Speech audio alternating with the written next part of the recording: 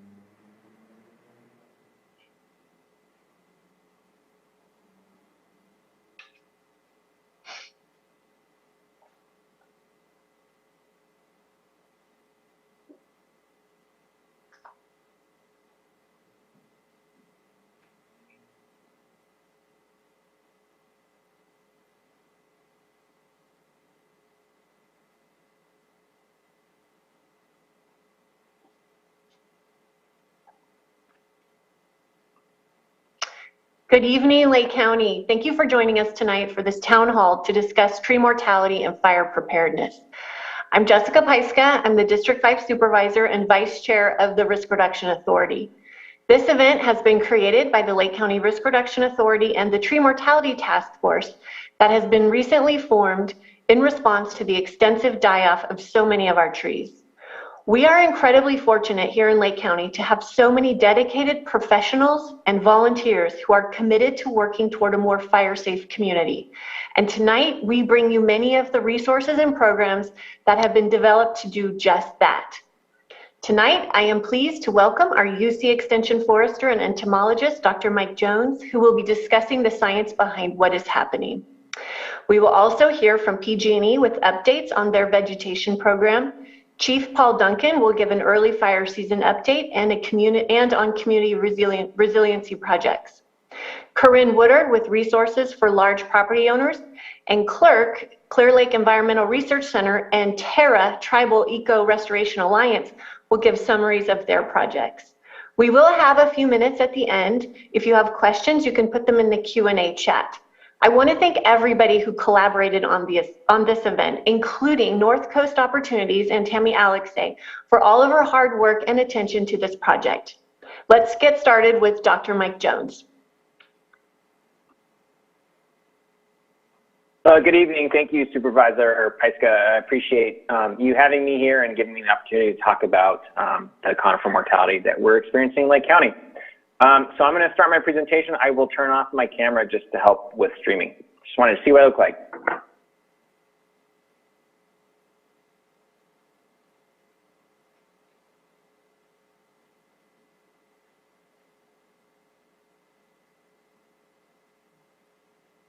All right.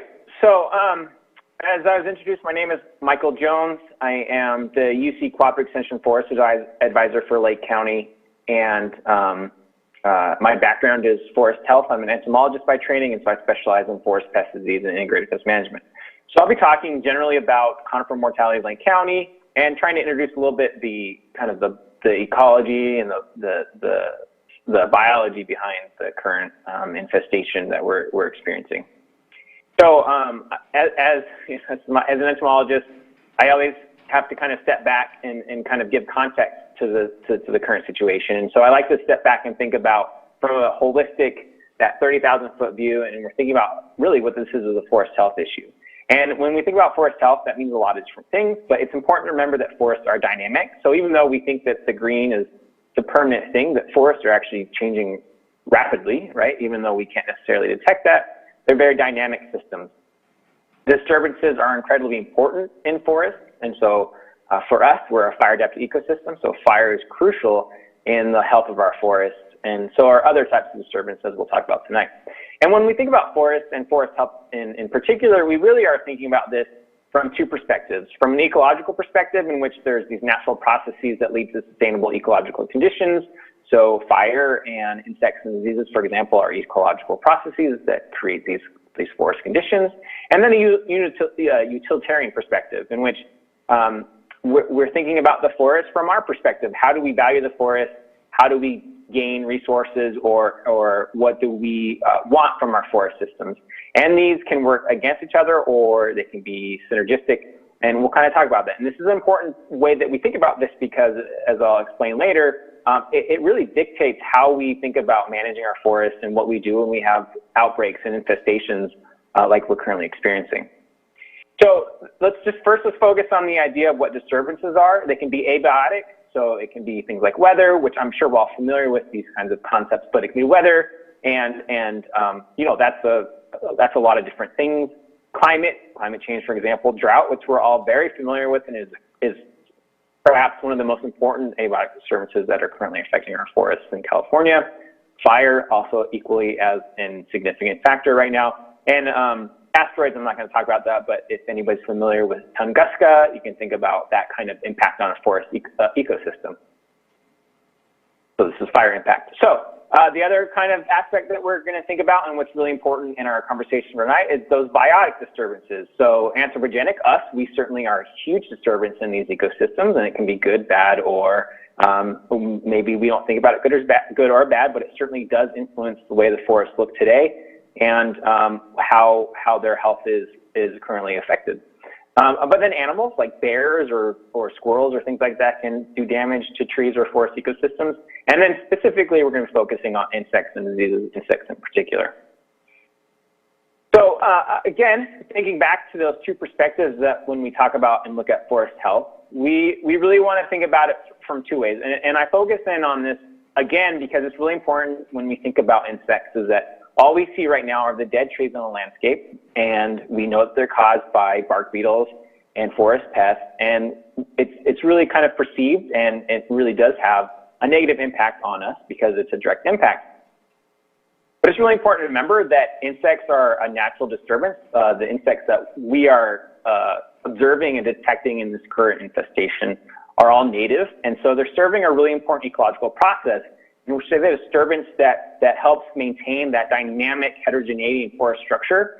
And not only that, but they serve as food for wildlife. They help to cull out or remove dead, dying, diseased trees from these ecosystems for nutrient cycling and helping maintain healthy systems. So they're really important.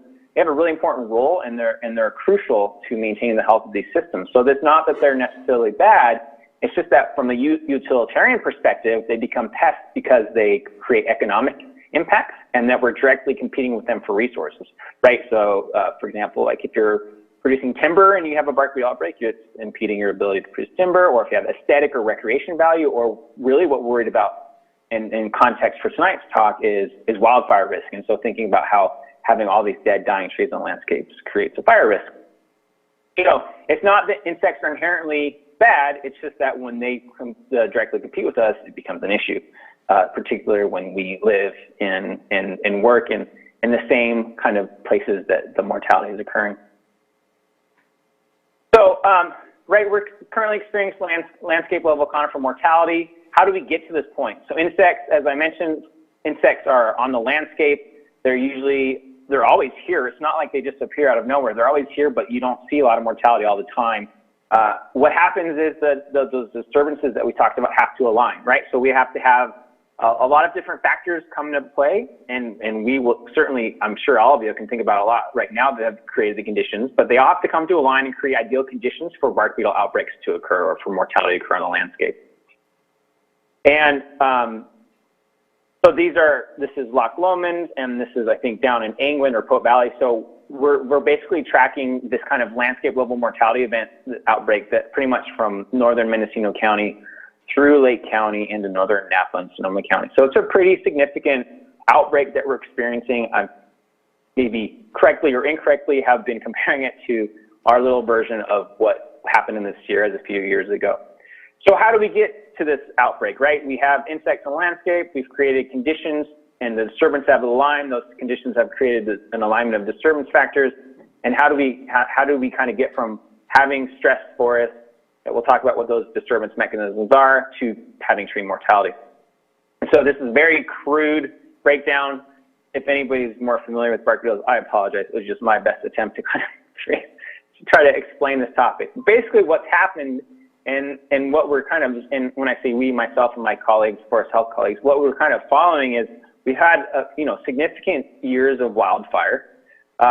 When you have wildfire stressed trees, those are extremely attractive to these bark beetles. Remember, their role in the ecosystem is to cull out dead, dying and diseased trees. And so when you have fire stressed trees that are still alive, but they're very weak, they are ideal bark beetle hosts. So your bark beetles establish in these fire stressed trees. They feed on these dead trees.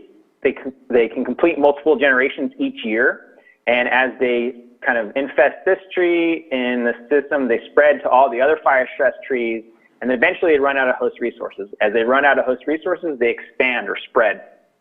And every time they complete a life cycle, and they have multiple life cycles in a year, they exponentially grow in population. And so by the time they've completed or consumed all the resources within the fire footprint, they started to spread to the edge of the fire footprint, and they're hitting less fire stress but still stressed trees.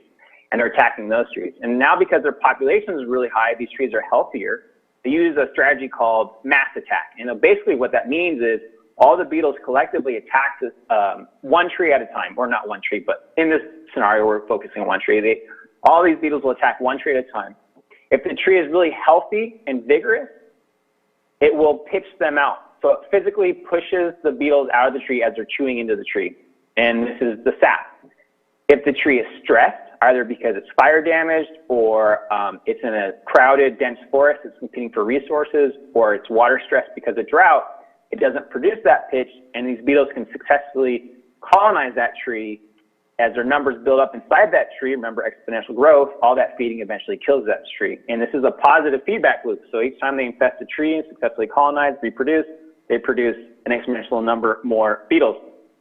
And so you can see how you can start with a couple beetles finding a fire-stressed tree to this rapid population growth, to the point where they're taking out what are fire-stressed trees, then trees that are near fire stress, to drought-stressed trees, to now their populations are very robust and they're spreading across the landscape, and they have the capacity to start infesting and potentially killing trees that are healthier, even though I guess I would argue that there aren't very many healthy trees in our forests right now, but trees that you would think would persist are susceptible and becoming infested and killed by the bark beetles.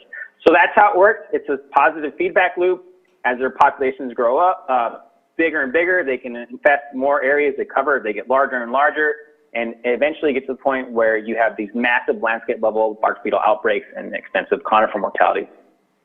These outbreaks do not end through any kind of management practice. They end usually when you have conditions change such that they run out of host material, they've killed all the trees that they can infest, or you have precipitation, so you reduce drought stress, or you have a fire that kills a lot of the populations.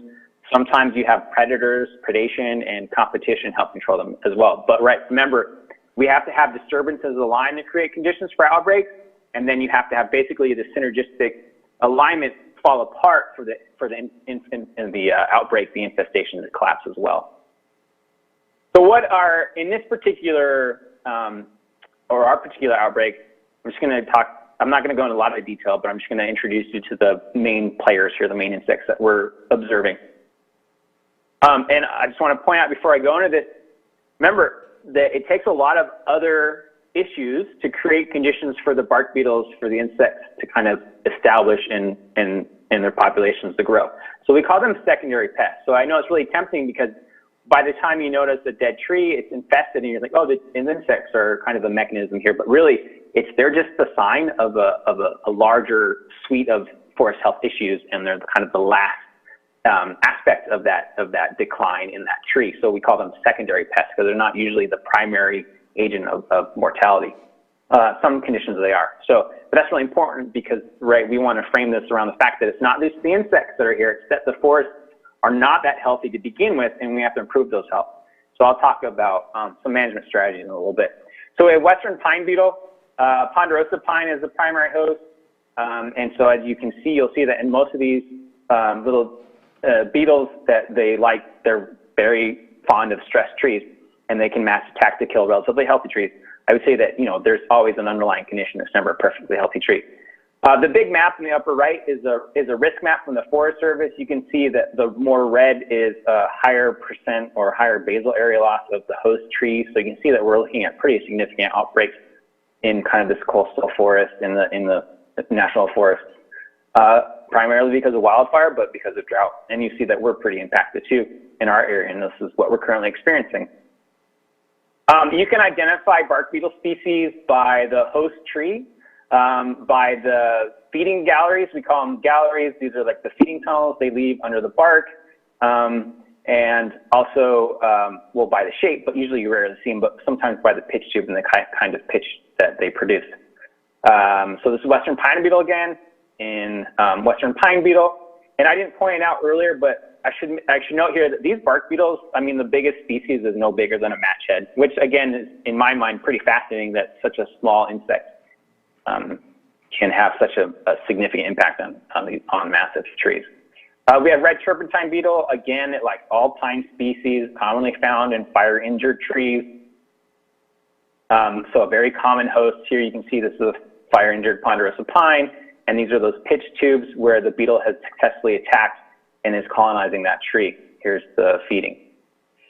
We have ips, so these are really small guys. They usually feed in the tops and the tips of trees. They feed in a lot of our pine species, so these are what we're finding in the Sierra foothill pines or gray pine, ghost pine, and the knobcone pine. So they're very common, and these ones are particularly significant issues in slash, or the waste material that is produced after forest management. So we'll talk about what that means. But they can be pretty significant pests if they establish in the material that you put on the ground. They can then reinfest healthy living trees. And then lastly is a flat-headed fir borer. We see this in in Douglas fir and true fir species, but for us it's Douglas fir. A little bit different, but anyway, they kind of do the same behavior where they infest stress trees and can be significant causes of mortality. So how do we manage for our bark beetles? I mean, I'm simplifying this. It's a very complicated issue that, my colleagues and folks have been spending, spent 100 years trying to understand these questions. But basically, it comes down to the simple idea, if you can say that, it's integrated management, right? There's no one right answer. It's about using a suite of tools and managing for your goals and objectives to kind of figure out the best approach to how you're going to manage for your trees. As I said earlier, these are secondary pests typically, and so really the best thing that we can do to try to prevent insect and disease outbreaks is by thinning stands to improve vigor and health. So spacing the trees out, reducing competition, reducing continuity of hosts so that it's actually physically harder for beetles to spread.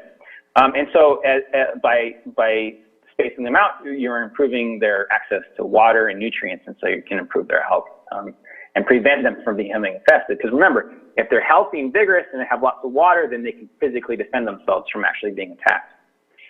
And when you're doing this, though, it's really important, like I mentioned, that you have to manage that woody waste because they can establish, some of these species can establish in that green woody waste and then move to your healthy managed tree. So if you don't destroy or remove that slash material that you're producing, you're not going to really protect your trees.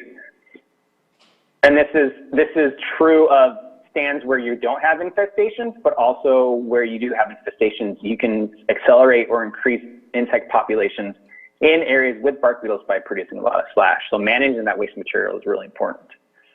For some insect outbreaks, particularly in the Sierras where they had mountain pine beetle outbreaks, they can use pheromones so they can prevent mass attacks or they can do mating disruption. Unfortunately for us, the species that we're dealing with, there are no real effective pheromone treatments. And so this is not going to be a really viable option. So that doesn't mean that there might be some stuff that you can try.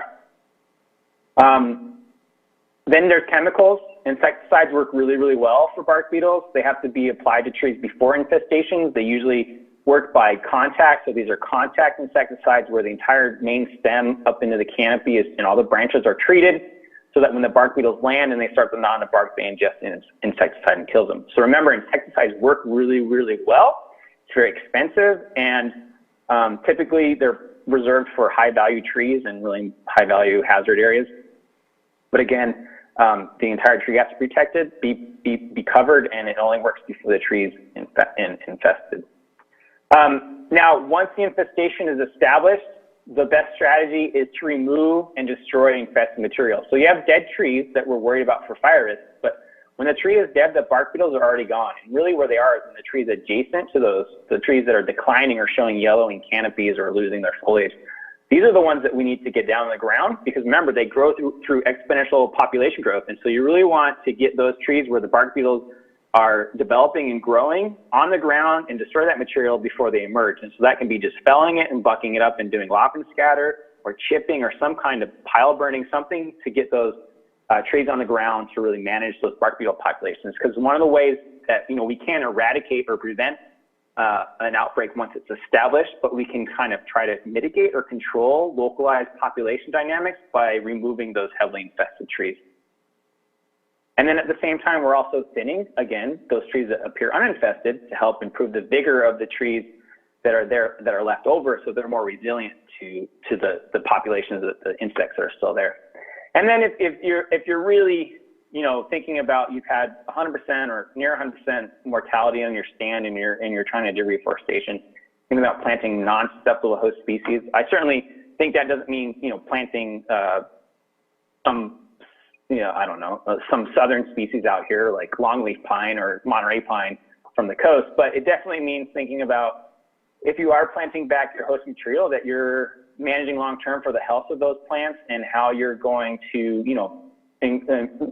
keep them healthy in a changing climate, and how you're going to mitigate for bark beetle outbreaks that potentially could occur in the future. So that's just kind of an overview. I think there's going to be lots of questions, and we can certainly talk about that more later, or if we have time tonight. I know this is a lot of information, but there's a lot of resources on bark beetles. I have a lot of information on our UCC Mendocino website. And there's a lot of great stuff from the Forest Service about managing for these. I suppose there'll be some literature produced from this town hall, and I can have it put in there, or I can put it in the chat box for now. It depends on how Supervisor Prescott wants to deal with this. But there's a lot of good information to help you kind of understand the bark beetle infestation and thinking about managing it. So thank you. I know that was a lot in a short amount of time, but that's kind of the way it works sometimes. If anybody has any questions, if we have time, we'd be more than happy to take them or save them for later. So thank you.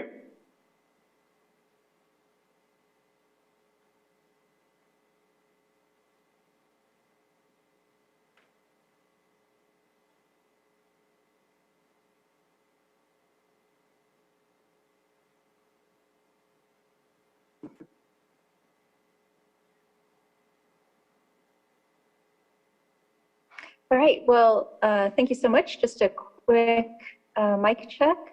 Can everyone hear me? Yes, we're hearing you well, Melinda. Thank you. Okay, great. Thank you very much. So thank you so much to the Tree Mortality Task Force, County of Lake, Supervisor Pyska, and to all of our community partners for allowing us to participate in this forum this evening. So we do not have a presentation to share with you this evening, but we did want to provide work that we are doing in this area. I am getting a message that just to audio in a moment, but wanted to let folks know that PG&E is conducting or has completed rather, a mid-cycle patrol up in the Cobb area this year. Our mid-cycle patrol it's a mid-year patrol that we do just to check and make sure that the trees are looking good near our utility lines. This year, when we did our mid-cycle patrol, we found an exponential number of trees that were dead or dying as a result of drought or as a result of beetle kill. It really was a multiple number of trees from what we have previously found in prior years. So because of this exponential number of trees that we identified as dead or dying, we are making plans now to mobilize additional tree crews. I'm joined tonight by my colleague Dan Kidda, who is the Regional Manager for Vegetation Management in Lake County and Sonoma County for PG&E. He'll be able to talk more about the timelines of this work as it starts to roll out.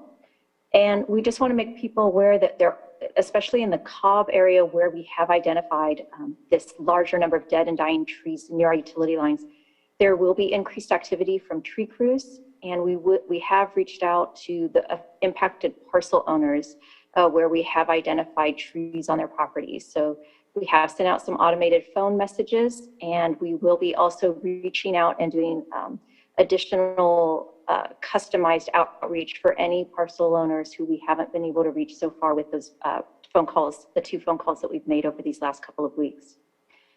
In addition, because of the amount of trees that we are planning to fell because of the hazard, the safety hazard they present to our lines this year into the Cobb area,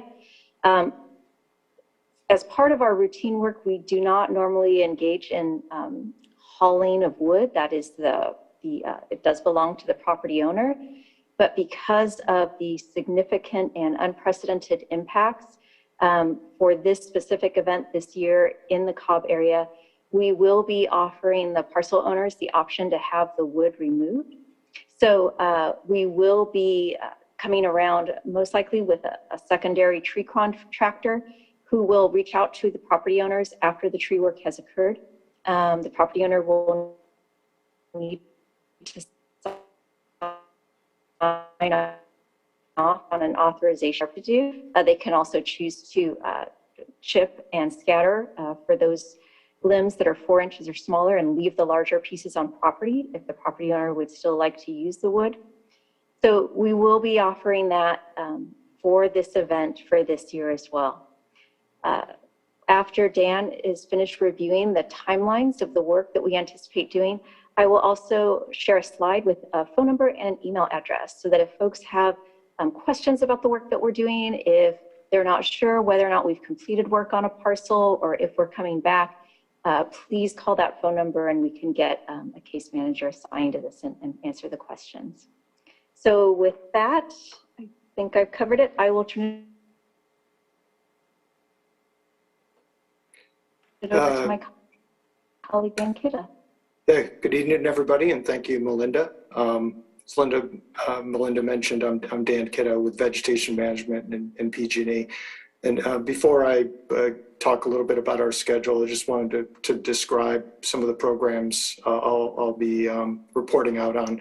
Melinda did mention our mid-cycle program, and we have several, a number of programs in vegetation management. And so the 3 I'll mention is our routine maintenance program, which involves an inspection of all overhead line on our distribution lines. And you know, and the scope of that is to identify any trees that need trimming to maintain our clearance requirements, and also identifying dead, dying, diseased, defective trees. Additionally, we have our mid-cycle program, and this, you know, started, you know, more than 10 years ago when we started seeing the drought conditions. You know, we recognized that just going through annually was not thorough enough to pick up all the trees. Trees were dying so quickly, and unfortunately, it's the case we're seeing in parts of Lake County. So we do have an additional patrol where we try to offset 6 months from our routine annual patrol, where we will go back through in the high fire threat district portion of circuits and also look for dead, dying, diseased, defective trees, and also look for to ensure that we're still maintaining our clearance requirements. And then the third program I'll mention tonight is our enhanced vegetation management program, which is even more focused in areas of the high fire threat, where it includes the scope of the routine and the mid-cycle, but additionally, we also look to remove all overhanging tree parts from our facilities. And again, that's in addition to identifying and mitigating dead, dying, diseased, defective trees. So those are the 3 programs I was going to mention. And with that, let me pull up our schedule. So for the mid-cycle patrol on the specifically in the Cobb area, as Melinda mentioned, we did finish that inspection and we identified about 750 dead and dying trees, which is significantly more than we had forecasted. And so, like I said, the work's been identified, and likely in the next week or two, we will start the tree work. You know, what we want to do first is, as Melinda mentioned, since we're going to be offering wood hauling, we're going to have some folks go back out to some of the customers with the identified work and hopefully talk to them directly about the option of having the wood hauled. Also, we did start some enhanced vegetation management patrols in another part of Cobb, really starting over in the Loch Lomond area, working back towards Highway 29 for our enhanced vegetation management work. And so far, that's just been the inspection work. And then on the other part of Cobb, more heading back down towards Middletown, away from down Highway 175 down to Middletown. We have our routine inspections going on currently. And again, all three of those programs are going to be looking at dead, dying, disease, defective trees. So that's in, you know, as I mentioned, we do patrol all overhead lines every year. So we've got a lot of other inspections going on in Lake County, but those are the three inspections we have going on in just this immediate area of Cobb, where we've been seeing the high concentration of dead and dying trees.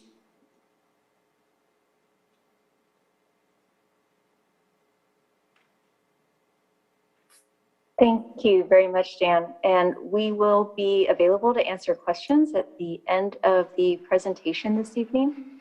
So again, I just wanted to make sure that we shared, if any of our community members have questions about the work that we will be doing in the Cobb area, that will be beginning very soon, and we appreciate everyone's patience. We understand that this work has an impact, and we also want people to know that we understand that this is an unprecedented event, and so we are trying to do our work as safely as we can and as quickly as we can, but we want to make sure that our community members have an opportunity to ask questions and give us a call and have someone who can follow up and answer their questions. So we do have a number that folks can call. It's here on the screen, 1-877-295-4949. So thank you so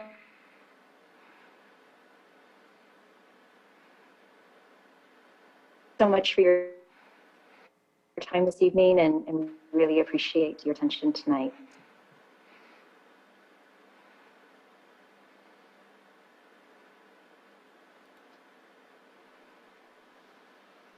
Thank you, Melinda. So good evening, everybody. Thank you, Director Pyska, for setting this up. I really appreciate that. A lot of good information going around tonight. I'll go over a little bit of an early fire season discussion, starting from the CAL FIRE perspective.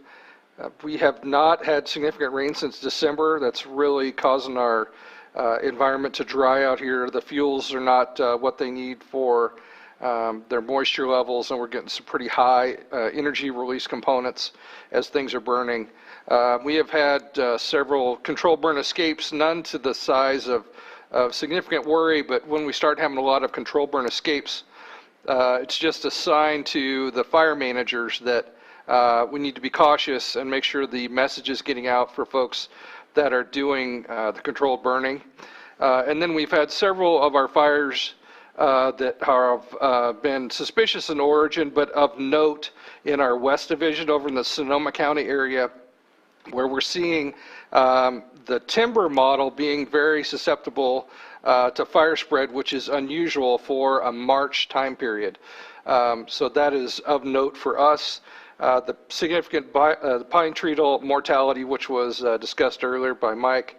And then, like I said, our fuel, moisture, and energy release components for burning are running real early for this year. In a statistic, we're running about 3 months ahead of our normal rainfall and progress. So March 10th is really acting like June 10th for burning intensity. So just some things for those that are out there doing the burning, just to be aware. On the CAL FIRE hiring side, we are working to get our firefighters hired in the first part of April. We'll be staffing up our air assets early. That includes our copter and fixed wing that are CAL FIRE owned. And this year we'll be bringing on additional air resources. One Type 1, our very large helicopter in the Sonoma area, based out of the Sonoma Airport. And also out of Napa, we'll have a large Type 1 helicopter out of that facility also. The residential and controlled burning, we're still allowing that. You may see a little bit more dynamic fire days where we request that air quality puts a no burn day in place just to keep those escape control burns from getting out of hand, especially like today and yesterday where we had wind events that really take those control burns, grab embers, pick them up, toss them a distance, and then just fan those control burns. So just be aware. I'll put the number out for air quality is 707-994-4444, and that will give you the burn status for the day. And again, we're being a little bit more dynamic with that. Thank you to air quality to being a little bit more flexible on those days because we want to just make sure that those are doing burning, it's safe. And if we have wind and weather conditions that are not conducive to the pile burning, then we will work to make sure that those are no burn days. For residents that are doing control burning, to make sure that your clearances are for bare dirt all the way around the burn pile, that you remain in attendance, you have a tool to suppress the fire, and also a water source nearby.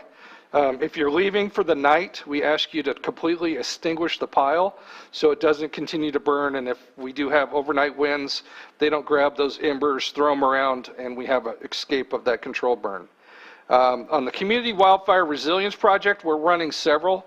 There's an air curtain burn that's been brought into the county, and while our logistics and locations are still being finalized, we intend to be ready for local disposal of tree debris around the middle of April, and that'll be through the Cobb Area Council Forest Resilient Program. And again, the location still be determined, but we are getting closer to have it here. Currently, that air curtain burner is in the Hidden Valley Lake area, and still working on getting that going down there. Defensible space inspections will be conducted by the department, and while we're waiting for our personnel to be hired on that yearly process, they will be going through neighborhoods and working with homeowners to reduce their community and home hazards. So if they come around, feel free to have a discussion with them on things you can do as landowners, homeowners to make your property safer.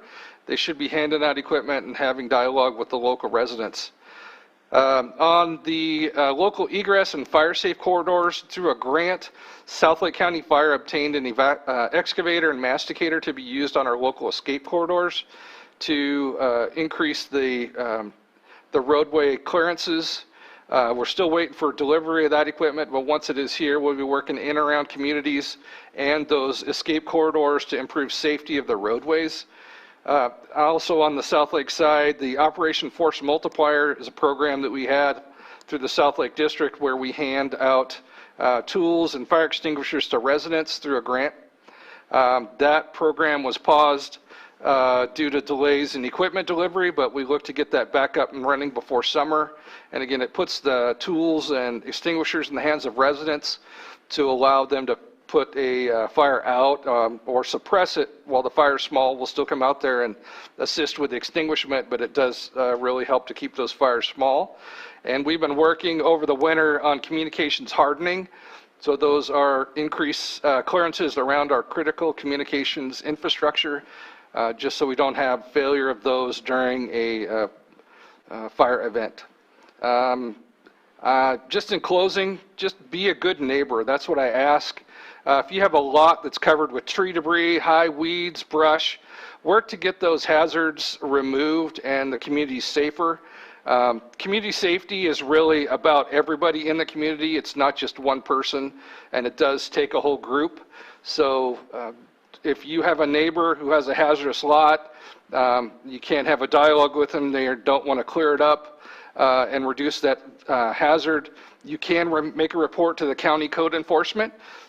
They have a link to that on the Fire Safe, Lake County Fire Safe page, and it is under About, then under Hazardous Vegetation Abatement, and then Report a Hazard. On that complaint page, you can choose Substandard Property Report, and that will get that property reported to Community Development, and we work on getting that cleared up. Again, I thank you for the time, a little bit early, but I'll be happy to answer questions towards the end of the event if there are some. Thank you.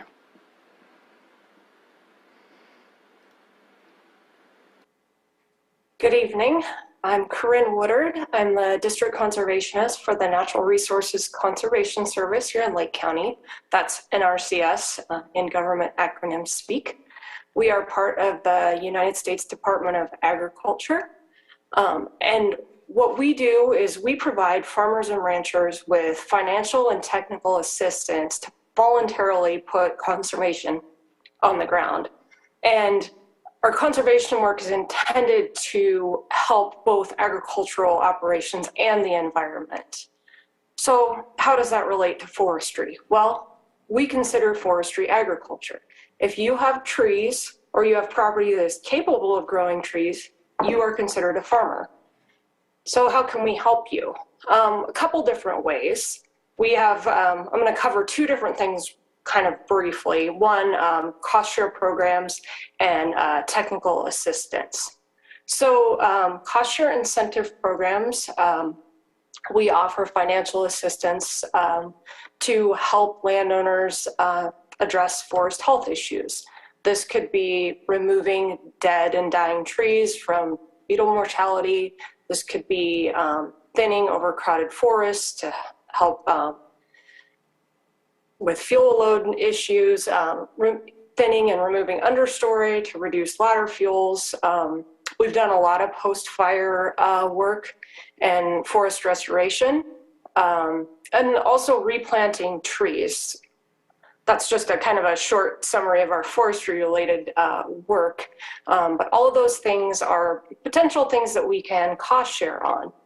The downside of this, and the reason that I think the title on the agenda says resources for larger landowners next to my name, is because we can't treat or do work inside of the defensible space envelope of structures. So that's one downside, but anybody who's got several acres and they, or more, hundreds of acres, doesn't matter, and they want to do some forest health work or treat some, dead and dying trees, we are available to help. The other kind of downside is that we're not necessarily fast. We're kind of looking at the longer term, longer term picture. And then the other way that we can help you is technical assistance. And this is available to anyone. It doesn't have to be, we can look at anything. You don't have to be looking for money, but we're here to, come out. If you have questions about tree health or forest health or, doing some thinning or anything like that, we do have resources available. We have a forester not on staff in Lake County, but one that covers our area. I have a forestry technician that works for me, as well as myself and some other staff. So we are available to make site visits. If people have questions and just want some further information about good things to do or not to do in many cases. So thank you. And I'm happy to answer any questions in the chat or later on. Thanks, Corinne. I'm Laurel Bard, the Fire and Forestry Project Coordinator at Clear Lake Environmental Research Center, also known as Clerk. Clerk is a local Lake County nonprofit that deals with fuel reduction and fire resiliency projects, among other things related to water testing in the lake. And I'm here to present about Clerk's ongoing projects related to a couple grants that we have received. going to share my screen. This, go.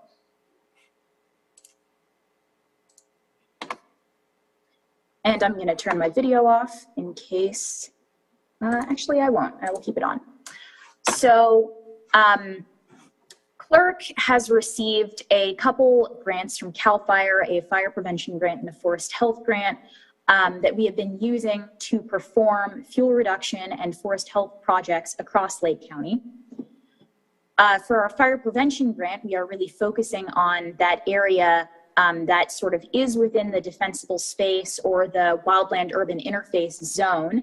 And we're doing this in part because that's the area that you really want to focus on when it comes to wildfire management. It's a good place to put resources. So a couple of our fire prevention grant projects have been the Davis fuel break, pictured here by drone. We maintained a 55-acre CAL FIRE fuel break, which is west of the city of Clear Lake, with the intention of creating a location for firefighters to take a stand should a fire come in towards the city of Clear Lake from the wildlands. We have also worked on the Canocti interface fuel break. So we maintained approximately 150 acres of CAL FIRE shaded fuel break near the 3 Soda Bay Rivieras. And additionally, we have worked on removing hazard trees in Riviera West and Heights, and this is still in progress. We also have a couple other programs. Our forest health grant is set to begin later on in 2022, and that includes 987 acres of fuel reduction and forest health work on private land and 616 acres of fuel reduction and forest health work on the Mendocino National Forest. So that's 1,600 total acres of work under that grant. And we also have the North Bay Forest Improvement Program, which is a rolling application cost share program, similar to EQIP, but localized to Mendocino, Lake, Sonoma, and Napa counties. It's intended for properties between 5 to 500 acres.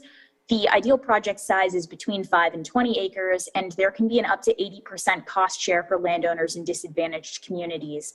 And unlike EQIP, there is not a restriction for defensible space work.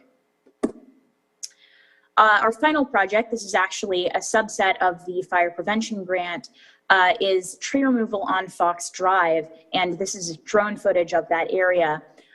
We are currently working with a faller, hauler, and disposal contractor to streamline and coordinate the process, and we hope to have free falling and hauling for residents near and on Fox Drive, and that will be first come, first serve. And the contractor plans to start falling on the large 26-acre parcel Monday. And the reason we're focusing on this area to deal with the tree mortality problem is because it is within a neighborhood.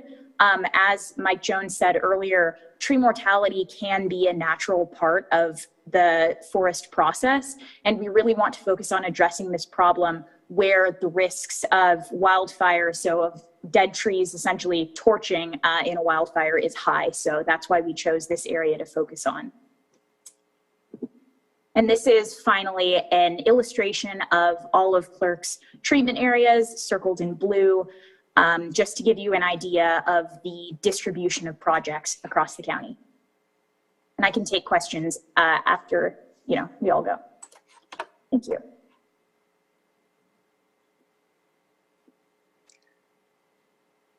Thanks, Laurel. I'm Lindsay Daly. I'm the Executive Director with the Tribal Eco-Restoration Alliance. I'm going to go ahead and share my screen and just share a little bit with you all about our work.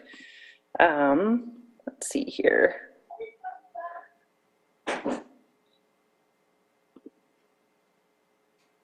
So we are a nonprofit based here in Lake County, a cross-cultural collaborative working to revitalize ecology, economy, and culture through Indigenous-led land stewardship, partnership between Robinson Rancheria, Scotts Valley Band of Homo Indians, and the U.S. Forest Service, and the Snow Mountain Berryessa National Monument. I am here tonight primarily to talk with you all about our hand crew. We have a full-time intertribal hand crew. We're hearing about all the great work that Clerk is up to and other entities are up to take better care of our forests, and we need folks to do that. And so our program is really looking at how do we build capacity here locally to create a really ecologically informed, well-trained workforce that can help implement better forest management practices. And one of our focuses includes really highlighting and uplifting traditional knowledge as one of the solutions to better forest management, knowing that there's a lot of knowledge existing in the Native community around how to caretake the land, and we are wanting to share that with the greater community through our work. I wanted to just show one picture of our slide. I think it speaks to what Mike Jones was talking about earlier this evening. A lot of our forest management, this is a very simple little phrase, but less trees, more forest. It sounds kind of funny, but this is an image of one of our fuels reduction projects on private lands, where on the left-hand side, you can't see anything but a thicket of branches and young, trees really choking out the forest. And with some thinning and selection of healthier trees, you can actually reveal a forest in there. So it's a little oversimplified, but I think, just really important to think about sort of the longer arc. Right now we're in this intense moment with the beetle infestation, and it really is the result of many factors, and also many years of, not managing the forest well. So we're excited to be a part of the solution here in the county. I wanted to just talk real briefly about some upcoming opportunities. We're working with a lot of the folks here on the call tonight to really work together as a community to bring back or scale up prescribed fire and cultural burning as one of the solutions to managing our forests, and got a lot of workshops and trainings coming up. We hope to see some of you at those. And we are working on organizing a field tour with Clerk and Mike Jones. We weren't able to land a date, but we'd like to invite interested landowners to come out and to look at what it looks like on the ground to, to manage our forests well for increased resilience. So we're working on a date. Stay tuned. Here's our website if you want to go ahead and sign up and get some information. And stay in tune about when we might have a date for that sometime later this spring. And also just wanted to put a plug in for the Lake County Prescribed Burn Association. You can email Mike Jones to get on the list. Again, one of the ways that we're working together as a community to, bring together management strategies that will help improve the health and resilience of our forests. So that's what I got. Thanks for inviting me tonight.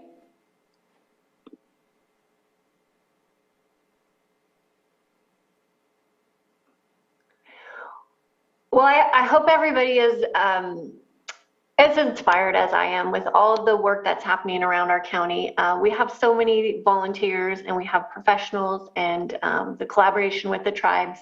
A lot is happening. We take this work very seriously. So I'm delighted that all of you joined us tonight. I'm going to open it up to a couple of questions. I have some questions in the chat, and I have 2 hands up in the attendees. So, I have 1 hand up. Okay, so I'm going to ask Kim Cole. You can ask your question if you want to unmute.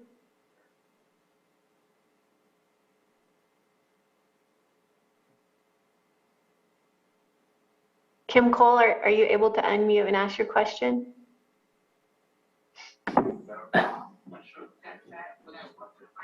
Can you hear me? Yes, I can hear you. Hi, I didn't really have a question. I just wanted to thank you guys for putting on this presentation. Oh, thank you. Okay. Thank you. Have a good evening. I'm so grateful for everyone who's participating, both in the attendees and the panelists. Like, this is the work that we have to do together. As Chief Duncan mentioned, we have to be great neighbors, and we have to work together. So I'm just going to go through a couple of the questions that may pertain to everybody in the chat, in case people on the phone didn't see the answers or the questions. So one person asked, what is the region covered by the PG&E Cobb area, and what about the trees near lines in the neighborhoods on and around Mount Canocti? And Melinda Rivera answered, that's a good question. PG&E has completed the inspection of the trees of the Cobb area, and inspections of the Mount Canocti area will begin later this spring. So that is something that we've been talking about and coordinating with PG&E. And so that is on their schedule. So they will be working their way. This survey was for 175 to Kitts Corner, and then they will be working beyond that shortly. Let's see. Corinne asked, I would love to remove many of my trees and bushes from my residential lot. I cannot do the work myself, and such landscaping is quite costly. There may be grants for farming or large landowners, but homeowners are left on their own. Any suggestions? So Corinne, this is an issue that we know a lot of people face. And Tracy Klein from Clerk answered, reach out to Clerk. We are always looking for willing property owners to work with on a fuel reduction and forest health, on fuel reduction and forest health. And I'll just add that that is one of the priorities that we're working towards, is to have some kind of program to assist homeowners that don't have the means to do this clearing. So we're working on that, and we'll stay connected as we move forward on how that develops. Let's go to the answered questions. We had a question, what predators feed on bark beetles? And Mike Jones answered, a couple common predators are woodpeckers, and they do well during beetle bark outbreaks, predaceous insects and small mammals. And we had a question, do systemic pesticides work on the pine beetle? Systemic insecticides can work if there's good sap flow in a tree, since that is how the chemical is translocated. Generally, topical insecticides are most effective. Then we've got, what is the name of the grant program through NRCS? And Corinne Woodard answered, Environmental Quality Incentive Program, EQIP. So if anybody's interested, you can look that up. And that's, oh, I got some more questions. Okay. Is Clerk the only organization offering grants to help homeowners clear their property? I believe currently there were some other grant programs, but they have expired. So Clerk is the one for now, but like I mentioned, we are trying. Oh, Laurel's here. Save me. Thank you, Laurel. Hi, I just wanted to clarify that Clerk isn't a granting agency, so we're not actually offering grants. What we do is we build grant applications and then send those off to CAL FIRE or other large agencies, and then do that work if we are awarded those grants once we apply. Right now, our grant programs generally are full, so so we're working on the fire prevention and the forest health grant, and those have already been applied for. So the areas that we're working on have already been sort of predetermined, but you're welcome to reach out to us, and I will put our website in the chat, and you can reach out to us via our contact form to let us know that you're interested in working with us, and we can schedule a site visit, learn more about your property, and potentially direct you either to future grant programs or to programs that we already have or are tangentially involved with that might help you. Great, thank you, Laurel.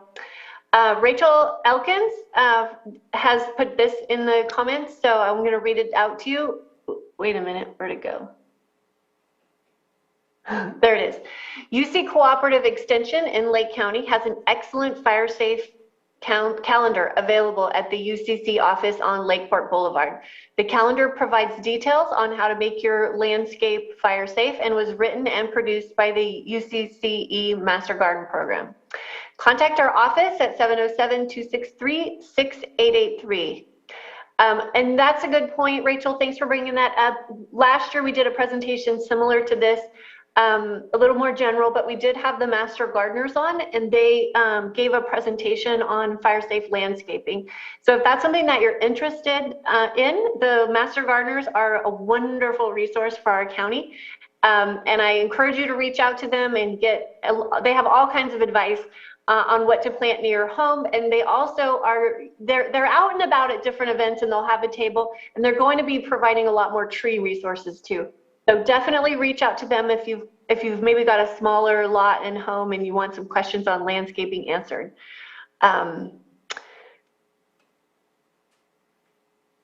Okay, here is a great question. Is there a place to see what the volunteer opportunities are? And what else can the ordinary person who already took care of their property? I love this question. So the work that we've been doing, community-based work, grassroots work that we've been doing over the past many years since we started, since basically the Valley Fire, a lot of communities have come together and recognized that we have to do this work, that we're responsible to do this work. And so we have many municipal advisory councils around the county. Starting in South County, there's the Middletown Area Town Hall, there's the Lower Lake Town Hall, there's the Earth, I think that's there's Clear Lake Oaks, Nice Lucerne, Upper Lake, Spring Valley, Scotts Valley, and then there's the Cobb Area Council. So I encourage you to reach out to your town halls if you're part of one. If you're not, we have the Lake County Fire Safe Council meets, it met earlier today, so it meets monthly, and that is open to anybody that wants to join. And you can go to firesafelake.org for more information on those meetings. And actually, if we can get firesafelake.org in the chat, that is a wonderful resource for everybody that lives in the county. It has pretty much everything that you need to know and a lot of the context and ways to work. We also have the Risk Reduction Authority, which is on the third Thursday of the month, and that's open to the public. So just show up for your partners, or for your, not for your partners, for your community members and your neighbors.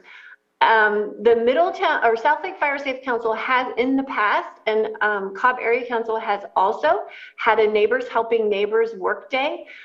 Usually that's the beginning of May, which is National Fire Safe Week, Fire Safe Day. And we have, South Lake Fire Safe Council has release forms so that when you go and you do work with your neighbors, there's no liability issues. So that can be coordinated. There's lots of Firewise neighborhoods popping up around the county. And if anybody's interested in that, I encourage you to go to the Fire Safe Council meeting and learn how you can help organize that in your neighborhood. So we're at 7 o'clock. Thank you to everyone who joined us. Thank you to all of our panelists. And thank you to everybody that continues to do the work to make our county and our communities fire safe. So have a wonderful evening, and talk to you soon, likely.